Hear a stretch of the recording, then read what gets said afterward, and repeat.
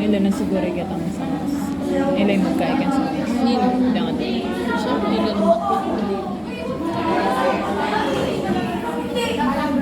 Buri-buri ko. Are we proceeding? Parang hindi mo na nakakagustahin ang ating mga student. Lumapit muna tayo sa kanila at kumustahin natin sila. Sino kaya sa kanila ang kaibigan sila? Inugot teacher Mika, hindi mo makapagkanta?